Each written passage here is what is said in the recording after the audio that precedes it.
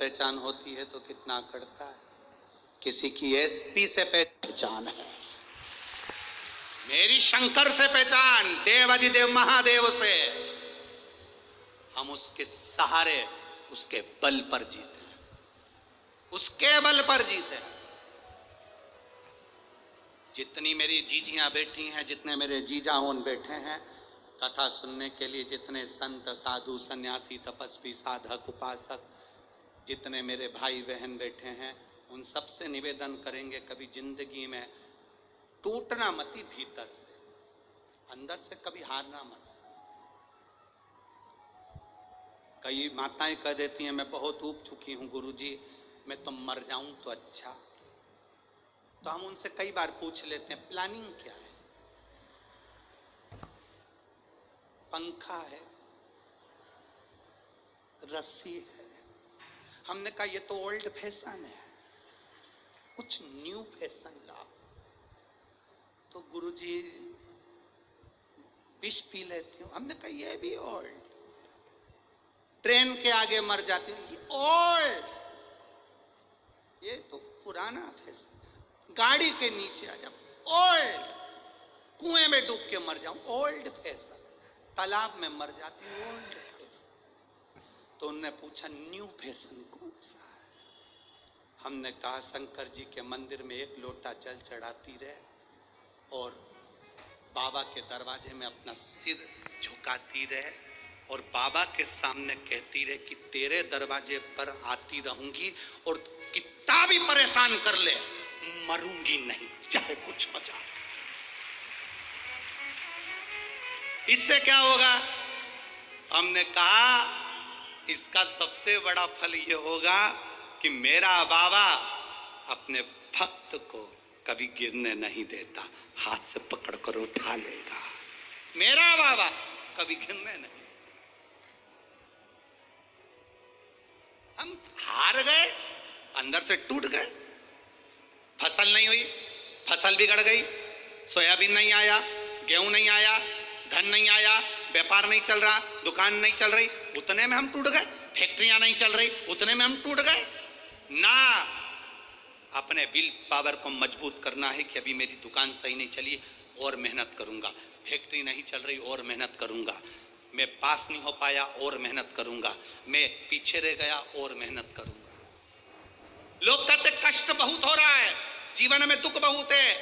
हम कहते रेस के घोड़े को देखो, उसको नहीं मालूम कि मैं रेस में खड़ा हूं। उसका मालिक उस घोड़े पर बैठ कर चाबुक मारता है, उसको पिन चुभाता है, घोड़े को कष्ट होता है, घोड़ा भागता है। वो इसलिए नहीं भाग रहा कि रेस में खड़ा है, वो इसलिए भाग रहा है कि उसको कष्ट हो रहा है। उसका मालिक उसे कष्ट देता है, घोड़ा भागता है तो रेस जीत जाता है। हमारा मालिक हमको कष्ट देता है, इसलिए देता है कि तुम्हें भी जिताना चाहता है। हमारा मालिक भी हमको कष्ट दे रहा है, दुख दे रहा, तकलीफ दे रहा, हमारे ऊपर बार बार कष्ट आ रहा है। समझ लेना रेस के घोड़े हो तुम, तुम्हें जिताने की तैयारी कर रहा है। थोड़ा कष्ट आएगा, तकलीफ आएगी, दुख आएगा, उसमें तुम्हें हारना नहीं, दौड़ना है। मैं और अच्छा करूंगा, और अच्छा करूंगा, और अच्छा करूंगा।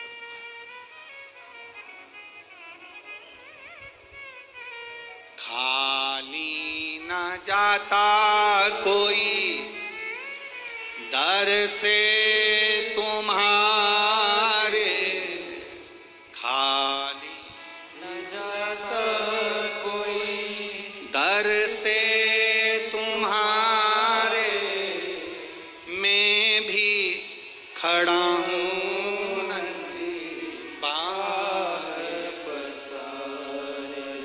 अपने हृदय से लगा लो, लगा लो, गिरा जा रहा हूँ, उठा लो, भोले अपने दर से अब तो ना टारो, गिरी जा रही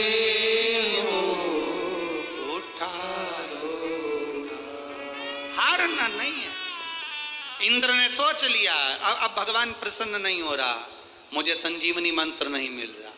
थोड़ी देर तक भजन करा, उसके बाद में चल दिए, विचार करा, अब भगवान प्रकट नहीं हो रहा। 1 महीना मंदिर में जल चढ़ा लिया, सोचा हमारा काम नहीं हो रहा। 2 महीना चढ़ा के देख लिया, 3 महीना चढ़ा के देख लिया, हमारा काम नहीं हो रहा, मंदिर में जाना छोड़ दिया। एक निवेदन, एक गुरु ने 2 चेलों से कहा, जाओ मुझे पानी पीना है, कुएं खोदो, पानी लेकर आ। एक चेला एक कुआं खोदता जा रहा है, दूसरा चेला यहाँ 15 फीट खोद दिया, 10 फीट खोद दिया, 20 फीट खोद दिया, 25 फीट खोद दिया, 50 फीट खोद दिया, पानी नहीं मिला। दूसरा एक ही कुएं को खोदे जा रहा, खोदे जा रहा, खोदे जा रहा, खोदे जा रहा, आखिरी में पानी निकल गया। हम उसके जैसे हैं, 15 फीट खोद दिया, यहाँ से काम नहीं हुआ वहाँ चले गए, वहाँ से काम नहीं हुआ वहाँ चले गए, 15-15 फीट का गड्ढा खोदते गए, कहीं से काम नहीं बना, आखिरी में रोने बैठ गए, भगवान तो हमारी सुन ही नहीं रहा। उसको देखो बाजू वाले को,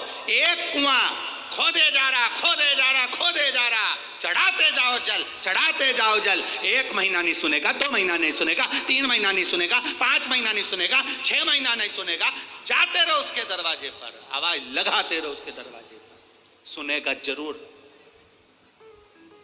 यहां से जाते जाते किसी का कोई बेटा कहीं चले गया हो, तुम आवाज लगा कर देखना, ए कमलेश, ए कमलेश। 1 बार कमलेश नहीं सुनेगा, दूसरी बार फिर आवाज लगाना कमलेश, तीसरी बार फिर आवाज लगाना कमलेश, फिर आवाज लगाना कमलेश। बार बार आवाज लगाओगे तो जितने कमलेश बैठे होंगे वो सब सुनेंगे, तो उस समय वो कमलेश भी सुनेगा। बार बार पुकारते रहोगे तो मेरा महादेव सुनेगा जरूर, ये निश्चित है। उसको पुकारो, उसको पुकारने का भी तरीका है कि हमें बुलाना है, दिल से बुलाना है, हमें दिखावे से नहीं। कई लोग चंदन लगा लिया, कई लोग मंदिर में घंटों तक बैठ गए, 8-10 घंटे तक, और सोचा कि भगवान मिल जाएगा ना। भगवान कहते हैं काहे को टाइम बर्बाद कर रहा है। 2 तरह की शादी होती है, कितने तरह की? 2। यहाँ जितनी जितनी बुजुर्ग माताएं बैठी हैं, इनसे पूछना इनकी शादी कैसे हुई थी, और एक आज के व्यक्ति की शादी पूछना कैसे हुई थी। जो बुजुर्ग माता बैठी हैं उनको देखने के लिए लड़का आया, ये चाय की ट्रे लाई, रखी, चली गई। बोलो सही है? जितनी बुजुर्ग बैठी हैं ये लड़के से बात नहीं करी, ये लड़के के पास में बैठी नहीं, बात नहीं करी, केवल ट्रे रखी, निगाह उठाकर देखा, लड़के ने लड़की को, लड़की ने लड़के को, और शादी पक्की हो गई। वो शादी आज तक निभ रही है। एक शादी आज होती है, लड़की को लड़का दिखाओ, लड़के को लड़की दिखाओ, दोनों बैठ के बात भी करेंगे, फिर होटल में भी मिलेंगे, उसके बाद में वो क्या बोलते, प्री वेडिंग, हाँ तुम समझ गए ना। बस उसके बाद में दोनों घूमने जाएंगे, ढेर सारे ऐसे कैमरे लगे रहेंगे, उससे फोटो खींचते रहेंगे अलग अलग डिजाइन के। उसके बाद दोनों होटल मिलेंगे, रात को 3-3 बजे तक मोबाइल पे लगे रहेंगे। उसके बाद शादी होगी और 2 साल में तलाक। तो फिर ये पुरानी जो शादियां थी वो उसमें क्या था? उसमें एक चीज थी, ना जी भर के देखा, ना कोई बात की, बड़ी आरज़ू थी मुलाकात की। जो पुराने संबंध है वो ना देखे ना भाले, ना मिले ना गए, ना देखा ना भाला। माँ बाप ने कह दिया शादी पक्की पक्की, ना देखा ना भाला, संबंध पक्का हुआ, आज तक निभ रहा है, आज तक। और एक आज का संबंध 2-2, 3-3 घंटे तक मिले, होटल में बात करी, मोबाइल पे बात करी, सब कुछ हुआ, और मालूम पड़े हमारा आपसे यही निवेदन